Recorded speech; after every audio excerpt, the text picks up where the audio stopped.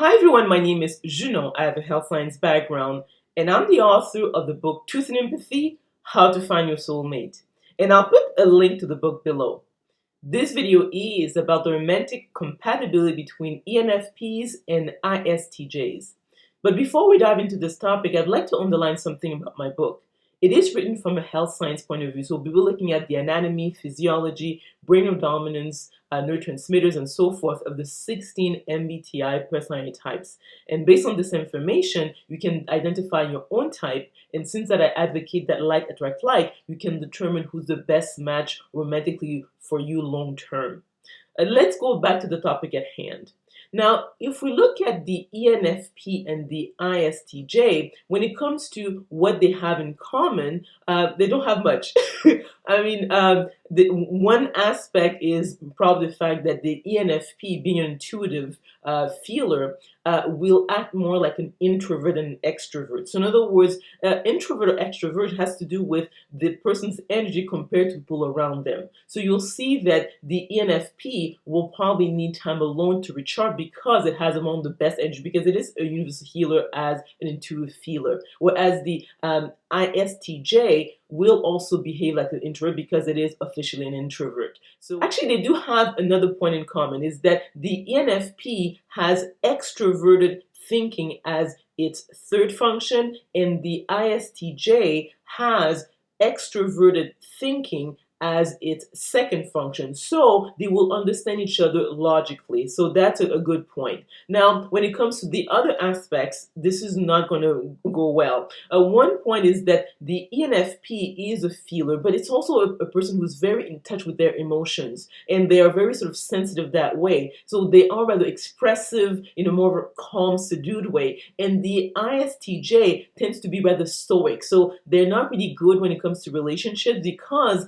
again, they have extroverted thinking as their second function. So they are very left brain dominant, and they might be struggling in terms of relationship, and they don't tend to be warm or affectionate. And the ENFP really needs that in partner. They want people they can hug, and they're very sort of like sensitive that way in terms of really understanding on a sort of like subtle energy what's going on with their partners. So the ENFP's emotional needs will not be met by the ISTJ. The other aspect obviously is that the ENFP is a perceiver. See, there are people who like to have a flexible schedule. They like to think on their feet, so they feel energized by the unexpected. They don't like to be confined to a really sort of rigid schedule. By contrast, the ISTJ, he's someone who very much is a center judger. So these are people who like to plan, organize, and they don't like surprises. So you don't change your plans at the last minute with an ISTJ. That will really irritate them, and they will feel that they cannot count on you. So the ISTJ may feel that they cannot count on the ENFP that way, and the ENFP will feel sort of restricted by the way the ISTJ organizes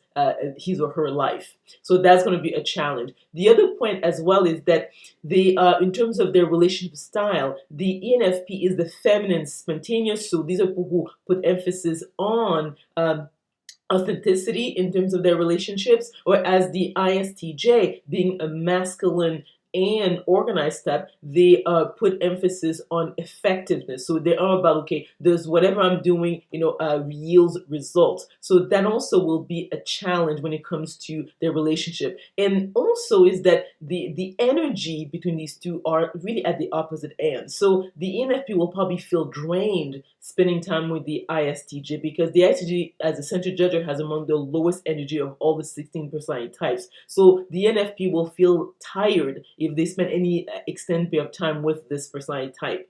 That also was going to be a challenge. And also I think that the ENFP tends to be also a very sort of sensual type of personality type, and they won't feel be able to explore that with the ISTJ. They'll feel that this person's body language doesn't match theirs. To summarize, it's a very poor pairing because besides the fact that the ENFP, being into feeler, is going to be behaving more like an introvert, and the ISTJ obviously is an introvert, and the fact that they are going to be rather logical because the NFP has extroverted thinking as its third function, and the ISTJ has extrovert thinking as its second function. All the other functions, are not a good sort of blend because one is a feeler, the NFP, the ISTJ is a thinker. One has, in terms of their relationship style, is a feminine and spontaneous, so emphasizes authenticity, whereas the ISTJ emphasizes effectiveness as a masculine and organized type. And the other aspect also is that the ENFP is looking for a soulmate in terms of a partner, so they want someone who can bond emotionally, spiritually. These are who are warm, very physically affectionate, very also in terms of very in tune with the emotions and the subtle energy when it comes around them, specifically their partner, whereas the ISTJ is looking for a helpmate, so they want someone who can help them in terms of their day-to-day tasks and who's reliable, reachable. So for all these reasons, I would say that they should not be paired. So let me know if you agree with this skill with this romantic compatibility analysis by commenting below. If you like this video, if you learned something, please click on the like button. Also remember to click on the notification bell to be notified of other videos I'm going to be making. Subscribe to my channel, and we will talk soon.